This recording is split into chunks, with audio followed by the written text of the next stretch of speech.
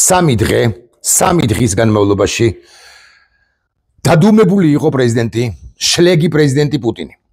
მას შემდეგ რაც უკრაინელებმა, დიახ, 3 დღე ცოტა არ არის, 72 საათია ხალხო. მას შემდეგ რაც უკრაინელებმა ისტორიულესი და უწარმატებულესი ოპერაცია განახორციელეს რუსეთის ავია ბაზებზე და განადგურეს ჯამში 41 სტრატეგიული ბომბდამშენი, ანუ ობიექტური მონაცემებით 30, 34, 35, 36% ბომბდამშენებისა, ესეთი სტრატეგიული ბომბდამშენებისა რუსეთის ფედერაციისა, ამის შემდეგ ბრახ პუტინი ტუპოი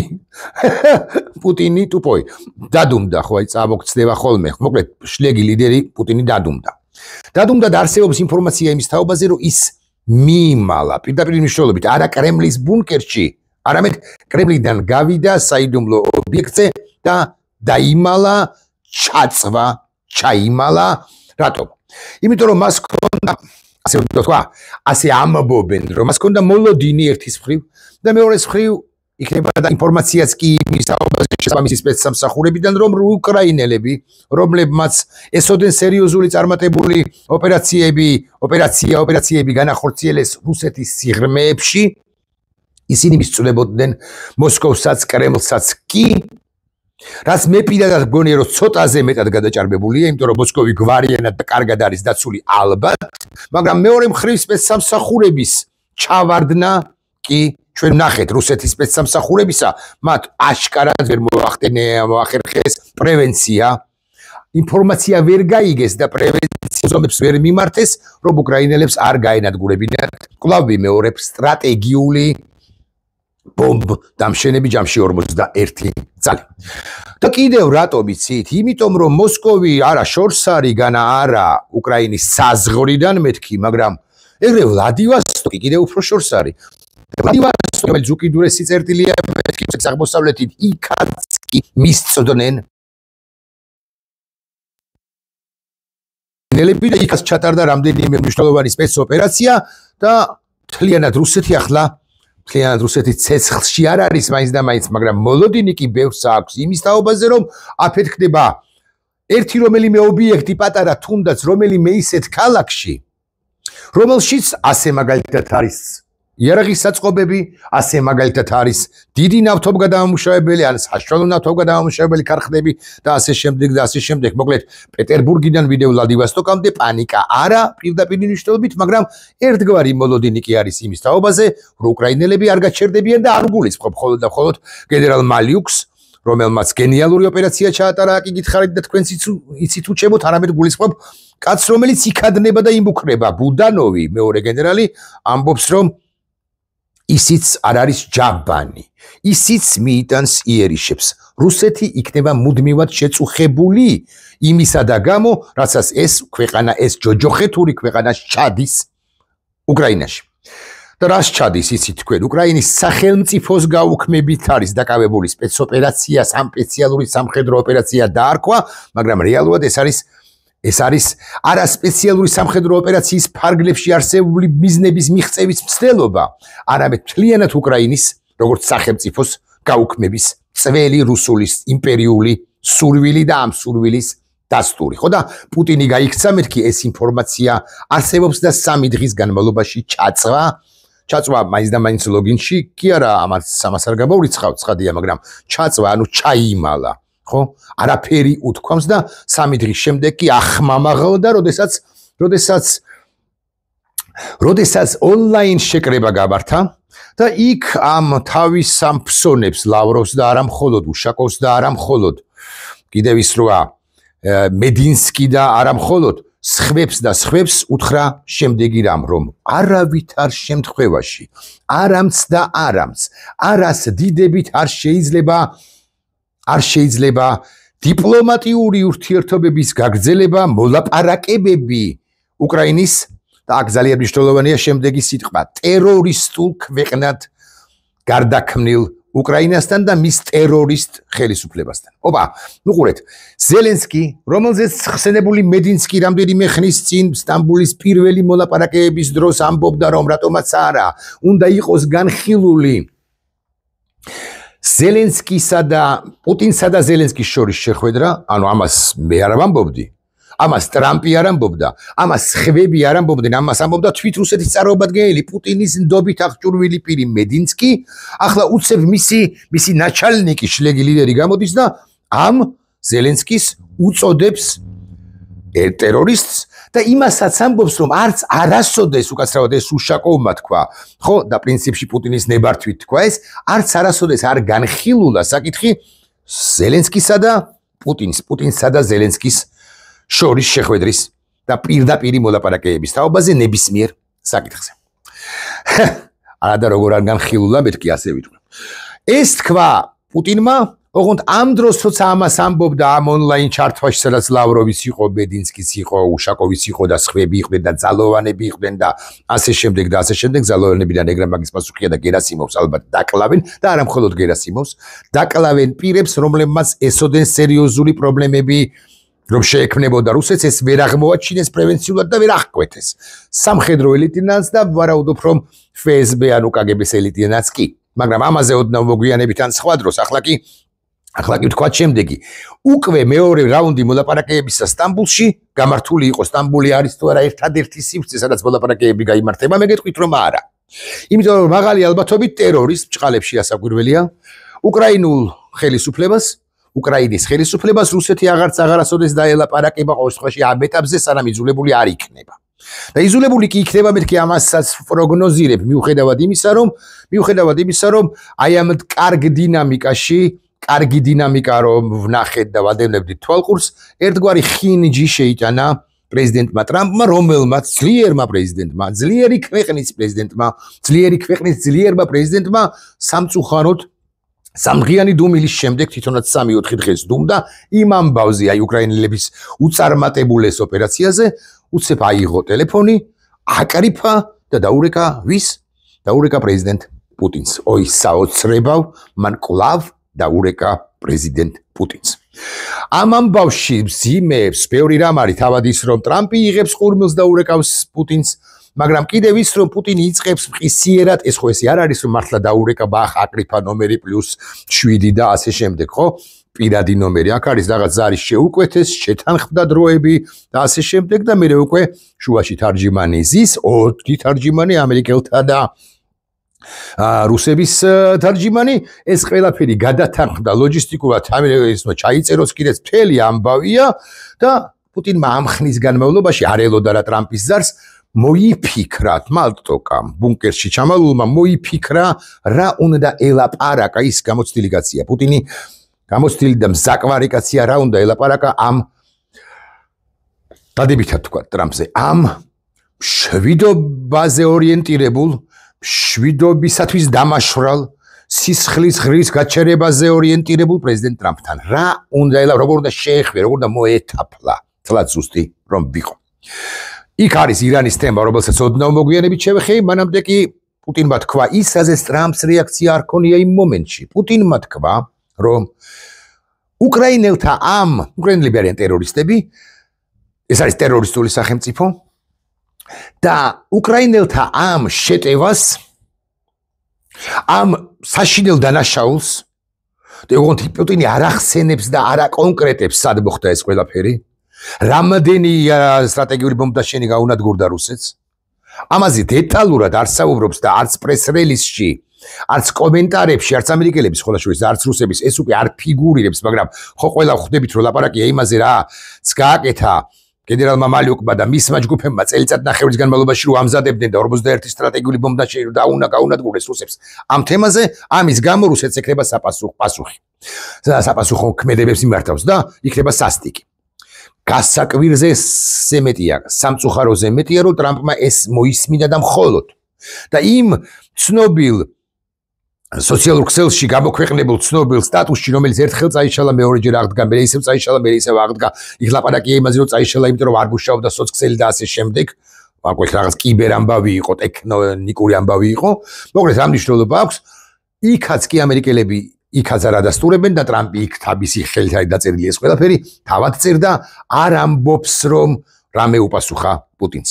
არა და უკვე შემდგომ მან განმარტა რომ მე ვუთხარი გეყოფა რა უკაცრავად არ გააკეთო ვლადიმირ ეს არ გააკეთო ეს ვუთხარი პუტინცო თუმცა იქ კვლავ მეორე პარაფერია თქმული და ნათქვამი და არც მაღალი ალბათობით არც სატელეფონო საუბარში არ უთხრა ტრამპმა პუტინს არც არაფერი საწინააღმდეგო საერთოდაც ამერიკელები ამბობენ ხო ეგ მნიშვნელოვანი დეტალია პუტინმა ნახეთ როგორ დეტალია როგორი საინტერესოა ესეთი რამ უთხრა სატელეფონო საუბარში ტრამპს მე ვიცი რომ შენი ნებართვა უკრაინელებს ამაზე არ გქონიათ მე ვიცი რომ თქვენ არ მიგიციათ კოორდინატები არ მიგიციათ მასალები არ მიგიციათ კონკრეტული წერტილები არ მიგიციათ რაღაც სადაზვერო მონაცემები და ასე შემდეგ არ გამიგიწოდებიათ უკრაინისათვის და ეს მათი თვით შემოქმედებაა ესეც ადასტურებს სხვათა შორის რომ ისინი ტერორისტები არიანო ამას ეუბნება პუტინი ტრამპს ტრამპი რომელიც ბუნებრივია ვერც აიღებს პასუხისმგებლობას იმის თაობაზე რომ უკრაინელებს მიაწოდა რამ სადაზვერო ინფორმაცია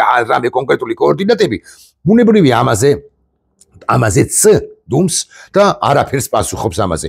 დაერთოდ ამერიკელები ამბობენ რომ ჩვენთან შეთანხმების გარეშე მოხდა ეს ყველაფერი არსებობს ვერსია იმის თაობაზე რომ სწორედ ამერიკელებმა მისცეს კოორდინატები, მაგრამ მოდი ერწოს ოფიციალურ ჩარჩო სიტყვებს ჩარჩოს გავყვეთ, ჩარჩოში ჩავრჩეთ, მოდი ასე ვიტყვი და ოფიციალურად კი ასე ამერიკელებს არ მიუციათ ინფორმაცია უკრაინელებისათვის და უკრაინელთა თვით შემოქმედება იყო ეს.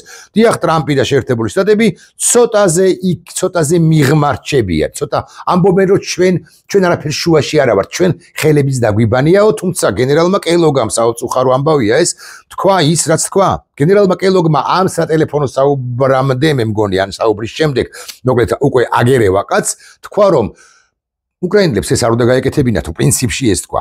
იმიტომ რომ ამის შედეგად საპასუხო ქმედებებს მიმართავს რუსეთი, საპასუხო დარტყმებს განახორციელებს რუსეთის ფედერაცია და ეს კი კონფლიქტის ესკალაციას დამატებით გამოიწვევსო თითქოს რუსები თავად არ ჩადიოდნენ სისხლის სამართლებრივ დანაშაულებს კი არა არ კლავდნენ მათ შორის მშვიდობიან მოქალაქეებს. სხვათა შორის ეს ძალიან მნიშვნელოვანი დეტალია.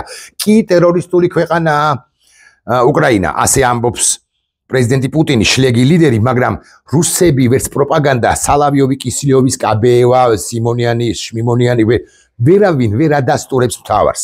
უკრაინელების მიერ განხორციელებული შეტევები რუსეთში და ბევრ სივრცეში, მათ შორის ყირიმის ხიდზეც, ამ შეტევების შედეგად მშვიდობიანი მოქალაქეები რუსები არ დახოცილან. აი რუსები როცა ურტყავენ ტერორისტი რუსები და რუსეთი ტერორისტული სახელმწიფოა მართლაც რომ იქ ისინი ურტყავენ შეგნებულად თითქოს ან თუ გნებავთ შეუგნებლად ან არ შეგნებულად ურტყავენ მშვიდობიან მოქალაქეებს, ურტყავენ საცხოვრებელ კორპუსებს, ანადგურებენ სამოქალაქო ინფრასტრუქტურას და არასამხედრო ინფრასტრუქტურას. უკრაინელებმა დაარტყეს სამხედრო ინფრასტრუქტურას, გავმიჯნოთ და მე მივხვდებით რომელია ტერორისტული სახელმწიფო, რომელია და უკრაინელები კი ურტყავენ სამხედრო ინფრასტრუქტურას, ხოლო რუსები კი ურტყავენ სამოქალაქო ინფრასტრუქტურას. ხო, ეხლა რაც შეეხება ირანზე, მე ორი სიტყვა ვთქვი და პუტინი ემზადებოდა მეთქი ამ რამდენიმე საათის განმავლობაში ვიდრე ზარი იყო შეკვეთილი. და პუტინმა პერსონალურად მოიფიქრა ბუნკერში ჩამალულმა პუტინმა მოიფიქრა შემდეგი რამ რომ მოდი ტრამპს დაველაპარაკები არა მხოლოდ უკრაინაზე რაც ხადია ძალიან მნიშვნელოვანია არამედ დაველაპარაკები ისეთ თემაზე რაც ტრამპისთვის არანაკლებ მნიშვნელოვანია და კერძოდ აქ ჩინეთის ფაქტორზეც ვილაპარაკოთ თუ გნებავთ თუ მოვახერხეთ მაგრამ იმიტომ რომ ჩინეთი პრაქტიკულად ხსენებული არ არის ამ საუბარში მაგრამ კონტექსტის ნაწილია მაგრამ ვილაპარაკოთ აუცილებლად ირანზე შეერთებული შტატებისთვის გადამწყვეტად მნიშვნელოვანი არის რომ ირანის ბირთვული პროგრამა გაჩერდეს. ირანი წარმომადგენლები პერიოდულად აკეთებენ დამაიმედებელ, მაგრამ უფრო ხშირად არა დამაიმედებელ ინფორმაციას საბოლოო ჯამში ჩემი სუვერენული უფლებაა. მე ბირთვულ, ესე ამბობენ თეირანიდან, მე ბირთვულ პროგრამას განვახორციელებ თუ არა, საბოლოო ჯამში ამ ჭუჭყიან ბომბს, ბირთვულ ბომბს შევქმნი თუ არა, ესეც ჩემი თუ პაკისტანს აქვს. ახლახან ბოლო ხანებში საბოლოო ჯამში შექმნილი ბირთვული ბომბი და თუ გაქვთ თქვენ, როდის შექმნილი ჯერ კიდე, მაგრამ თუ გაქვთ თქვენ, მე რა ჯაბანი და ნაკლები რითი ვარ.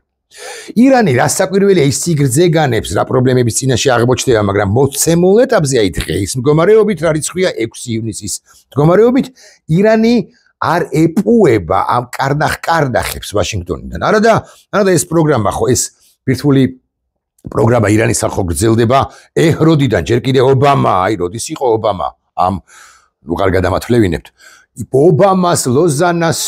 ობამას მიერ შემუშავებული ლოზანის ალბათ სწორი სხვა ლოზანის კონცეფცია, ანუ ის რომ შვეიცარიაში რაც მოხდა, რომ ირანის დეიზოლაცია უნდა მომხდარიყო, ოღონდაც კი ირანს არ შეექმნა ეს ბირთვული პროგრამა და ბირთვული ბომბი, ხო? იქიდან დაწყებული და მანამდელი პერიოდიდან დაწყებული არსებობს ეს პრობლემა. ირანი ნაბიჯ ყველანი ვამბობთ, ნაბიჯ მიიწევს წინ ბირთვული ჯოხიანი ბომბის შექმნისაკენ და ამ რეგიონში, რომელიც უმნიშვნელოვანესია, ამგვარი სახელმწიფოს შექმნა წარმოქმნა ძალიან ცუდი იქნება. ვამბობთ, 5 წუთშია ესე ვამბობთ, 2 ნაბიჯშია ესე ვამბობთ. აი დღეს არა და ხვალ შექმნის 6 თვეში ნახდა შექმნილი ყველანი ვამბობთ ამას.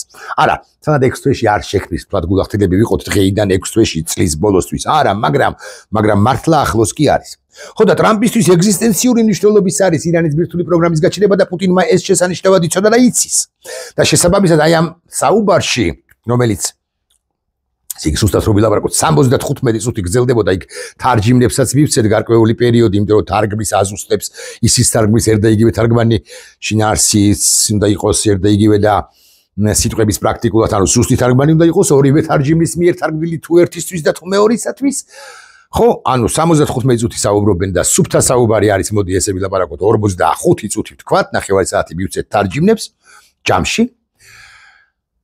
ესე იგი და ამ საუბრის დროს ამებნა აზრი და ბარებ დავამთავრებ, პუტინმა გადაუკრა სიტყვა ტრამპს სწორედ ირანზე და უთხრა რა, მე რუსეთის შლეგი ლიდერი, შენ არაორდინალური ლიდერს შეერთებული შტატებისა გჭირდები გაგიკვირდება და დონალდ და გჭირდები როგორც პარტნიორი და მე შემიძლია ჩავერიო ამ პროცესში და შენთან ერთად ჩვენ ორივემ როგორღაც შევაჩეროთ ირანის ბირთვული პროგრამა. აღფრთოვანდა ტრამპი, ჭამა, ყლაპა, ითოხლა თუ თოხლა, ხო? ანუ მოეწონა ეს ყველაფერი.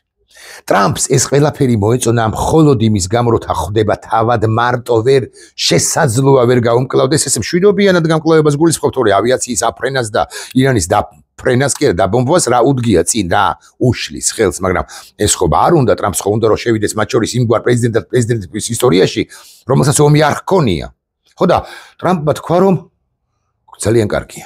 ძალიან კარგია რომ ჩვენ შეიძლება ვითანამშრომლოთ და ამაში ბუხტა გადაიწია ამასობაში უკრაინის საკითხმა. მეორე პლანზე მეთქი ასე ვერ ვიტყვი მთლად, მაგრამ ხარეებმა მოკლედ პოზიციები შეაჯერეს.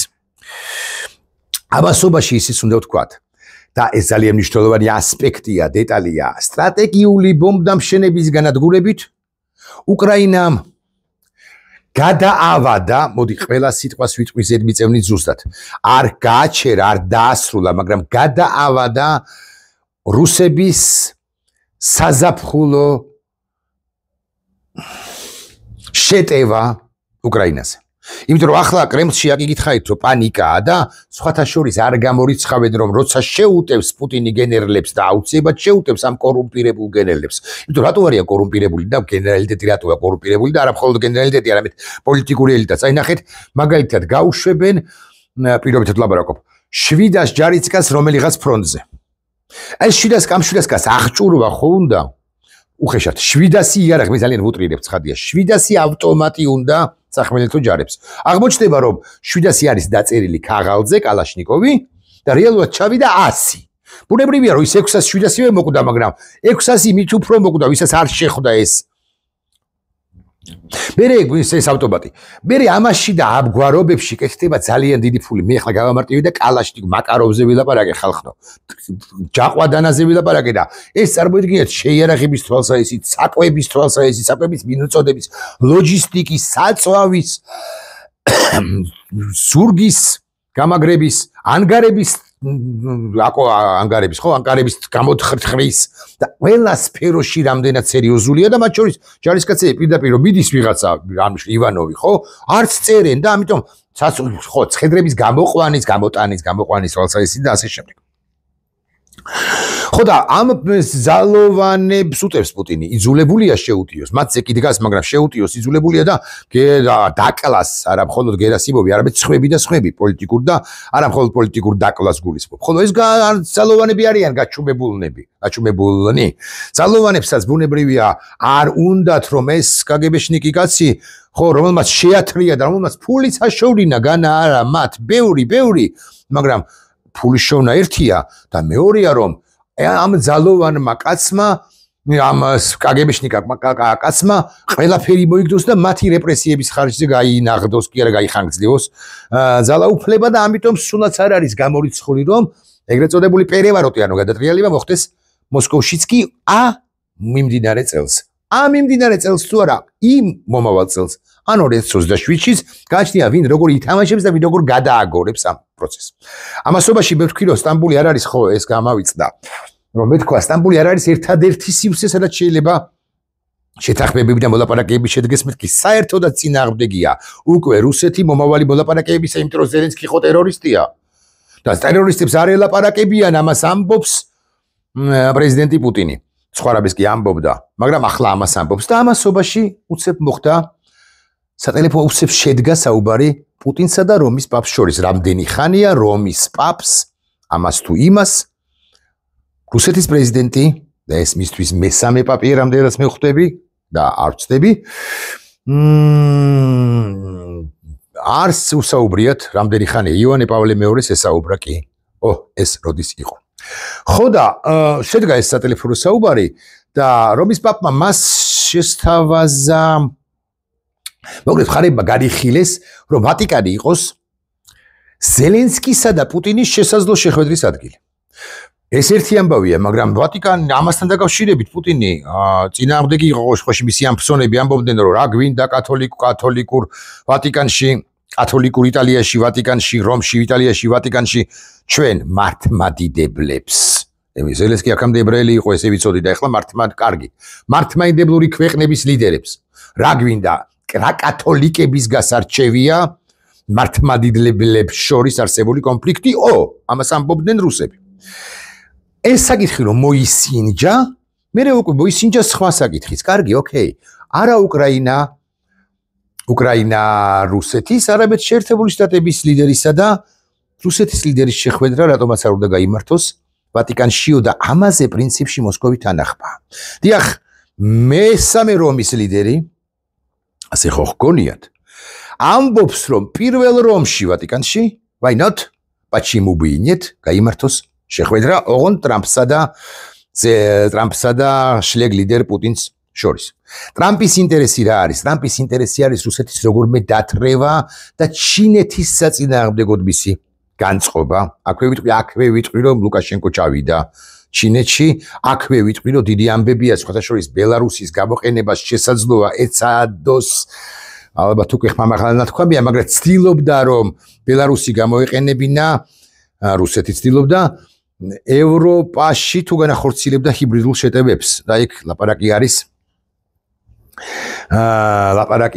იმაზე რომ რუსეთი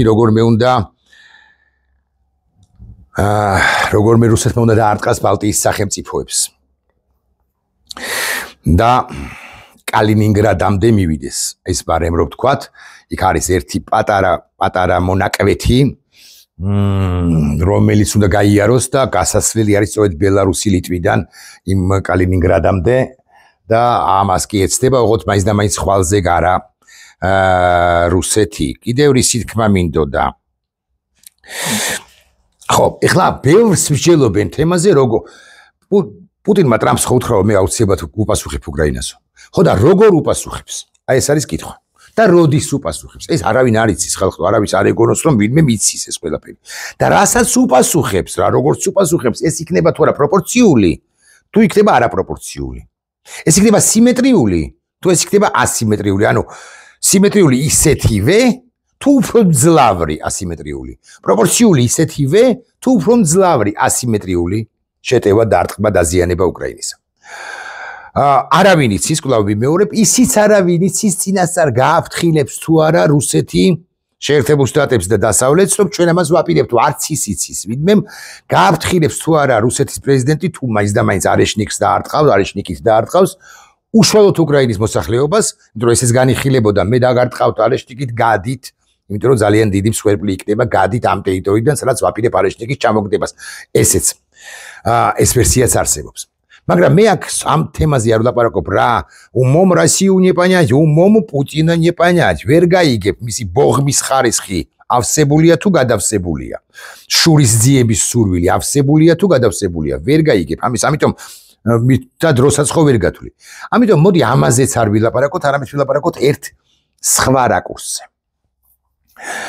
უზარმაზარი მსხვერპლი მოხვება რუსეთის შესაძლო პასუხს, არ გამოსარიცხ პასუხს. ამაზე არ გამათობ განსაკუთრებით მოხვება მშვიდობიან მოქალაქეებში, იმიტომ რომ კიდევ ერთხელ გავიმეოროთ, რომ პუტინი და რუსეთი ბომბავს უფრო მშვიდობიან მოსახლეობას და არა სამხედრო ობიექტებს, განსხვავებით უკრაინისაგან, რომელიც სამხედრო ობიექტებს ბომბავს და არა მშვიდობიან მოსახლეობას. და თუ რა მშვიდობიან მოსახლეობაში ხდება, ბარემ ამასაც ვიტყვი და კიდე კარგი გამახსენდა, ანუ რა მსხვერპლი არის რუსეთის მიერ ოკუპირებულ ტერიტორიაზე მშვიდობიან მოსახლეობაში, ეს იცოდეთ, რომ არის გაკეთებული უშუალოდ FSB-ს მიერ, არ გაუკეთებია ნორდოსტი და ბესლანი. არ ჩაუდენია გასული საუკუნის 90-იანი წლების მიწურულიდან ვიდრე დღემდე არ განსაკუთრებით 2000-იანების დასაწყისში FSB-ს ისეთი სპეცოპერაციები, რომ მერე გაემართლებინა საკუთარივე აგრესიები, ეს არის თუ რა ხდება, თუ ინფორმაციას კითხულობთ, რომ რუსი მშვიდობიანი მოქალაქეები დაიღუპნენ უკრაინელების შეტევის შედეგად, ეს არის არა უკრაინელების, არამედ სწორედაც რომ რუსების მოწყობილი, იმიტომ რომ მე უკვე გაამართლონ საკუთარი სადამსჯელო ოპერაციები. მოკლედ, დაუბრუნდები თემას, არეშნიკს ისვრის, არ ისვრის, არავინ იცის, როდის ისვრის, თუ ისვრის, ამდენად დიდი მსხვერპლი იქნება მეთქი მსხვერპლი, ამას ვადასტურებ, თუ ამაზე წავიდა. წავა თუ არა, ეს ცალკე თემა არ ვიცი. მაგრამ ახლა ერთ ძალიან უცნაურ და საკამათო და ბევრი რო გამაკრიტიკებს, იმგვარ წინააღმდეგობას ვიტყვი.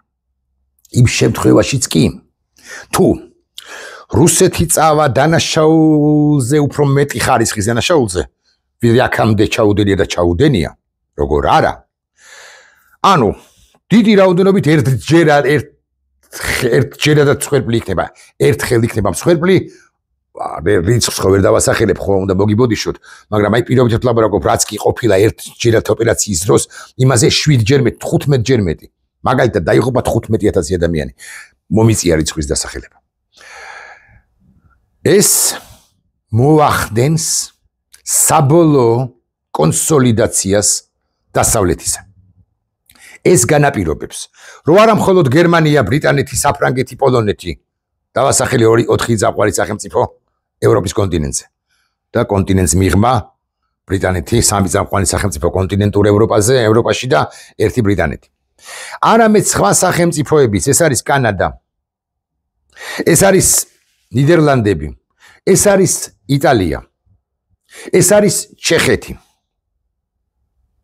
ეს არის სხვა სახელმწიფოებიც და პირველ ყოვლისა კი შეერთებული შტატები მიიღებენ დამატებით ბოდიში და პრიჩინას, ანუ საფუძველს, რომ დაიწყონ მოგუდვა, მოხრჩობაც უკვე არასწორი სიტყვა, მოგუდვა რუსეთის. და ეს არის ეკონომიკური სანქციები, 500%-იანები დაწესებული ლინციგრების სასანქციო პაკეტის მიხედვით, რომელზეც სხვადასხვა ტრამპმა სთხოვა სენატორებს, რომ ცოტა ხანი მაცადეთო. ეს ერთი. ეს არის ჩრდილოვანი ფლოტის რუსეთის წინააღმდეგ დაწესებული სანქციები და მისი ნაოსნობის აკრძალვა ყველგან და ყველა ოკეანეში. ანუ ვერ გადაიტანს ამ ლევი ნავთობს რუსეთი A-წერტილიდან B-წერტილში, წერტილდასმული ამბავია ეს. ეს არის ევროპის მხრიდან დაწესებული სანქციები პერსონალიებზე და ამერიკის მხრიდან დაწესებული სანქციები, ეს არის ნავთობის პასის დავარდნა და ეს ყველაფერი ძალიან კარგია, perfect, მაგრამ თავარზე მთავარი არის ის, რომ თუ რუსეთი ამას თulis ბუნებრივია ის კგბ-შნიკი შლეგი. ამიტომ ვამბობ, რომ არავინ იცის საბოლოო ჯამში პასუხი ექნება თუ არა, იქნება და გადაყლაპოს. მაგრამ ოკეი, არ გადაყლაპა, მაგ ვერსიით და მაგ სცენარით მივდივართ. ამ შემთხვევაში ყველაფერი კარგად იცის, მთელი მსოფლიო კონსოლიდირდება და ეს არის იარაღის და განუწყვეტელი რაოდენობით იარაღის მიწოდება უკვე შეერთებული შტატებიდანაც კი უკრაინისათვის. უკრაინა ეხვეწება შტატებს მომყიდე იარაღიო. ახლა თუ ეს ასე მოხდა, შეერთებული შტატები კი არ მიჰყიდის, გადასცემს. და ეს გადაცემა მიცემ რაც ხდებოდა ბაიდენის დროს არასრულად რასაკვირველია. ნიშნავს იმას, რომ ნავთობის ფასი დავარდნილია, ვეღარსად ვეღარ ვაჭრობს. ეკონომიკური 500%-იანი პოშლინი როგორ არის? ტარიფები აქვს დაწესებული რუსეთს და იმ სახელმწიფოებსაც, რომლებიც რუსეთთან ვაჭრობენ გაზითა და ბუნებრივი აირითა და ნავთობით და ასე შემდეგ და ასე შემდეგ. და ვინც ეხმარებიან სხვათა შორის ესეც ლინციგრების ინიციატივაა უკვე ამერია ვისი რა არის, ვინც ეხმარება უკრაინას სხვათა შორის, ისინი ყველა ტარიფისაგან განთავისუფლებულნი არიან. ბიძინა ივანიშვილო, შენ რა გითხარი მე, ასე უნდა გითხრა. ჩვენ დიდი ვაჭრობა კი არა გვაქვს, მაგრამ ის რომ პოლიტიკური მნიშვნელობის იქნებოდა, რაოდენ სერიოზული პოლიტიკური მნიშვნელობის იქნებოდა ამბავი, რომ ჩვენ ვეხმარებოდეთ უკრაინას, რომ ამერიკასთან სრული თავისუფალი ეკონომიკური ვაჭრობა გქონოდა, ამ ყველაფრის შედეგად, აი, კიდევ ერთი დადასტურება იმისა, რომ შენ არასწორი გათვლა გააკეთე, თუ რუსული თამაში არ ითამაშე, ოღონდ რუსული თამაში ითამაშე, ესეც ფაქტია. ბიზნესზე აღარ ვილაპარაკოთ, გავაგზავნოთ საუბარი ამ თემაზე. და შეაიარაღებენ უკრაინას უკვე ამის შედეგად. ამიტომ ცხადია როგორ და ინატრო კაც ვარ და ინატრო, რასაკვირველია მსხვერპლია და კატასტროფაა რასაკვირველია, მაგრამ იმას კი ვივარაუდებ, რომ რუსეთი ბაქი ბუქა და ვერც ვერაფერს გააკეთებს მეთქი. ვერ უპასუხებს უკრაინას, ხოლო უკრაინა კი არ გაჩერდება. უკრაინა товарищи не останавливается. რუსულად რო ვთქვათ. ეს მოსკოვში თუ მისმენენ მაინც და მაინც ქართული არ ესმით და ეს ბოლო წინააღმდება კი დაიჭირეს, ხო? იმ акцией сам было წინააღმდებას ყურადღება Украина товарищи не останавливается и не остановится по ряду объективных причин. В первую очередь по той причине, что Россия является страной-оккупантом не только прекрасной страны Украины, но и страны, допустим, Грузии, да и всех постсоветских государств. И Россия, путиновская Россия, да не только путиновская Россия, и ельциновская Россия, и, вероятнее всего, и Россия под руководством другого какого-нибудь президента после Путина, она останется имперским, во всяком случае, до того, пока ее не добьют.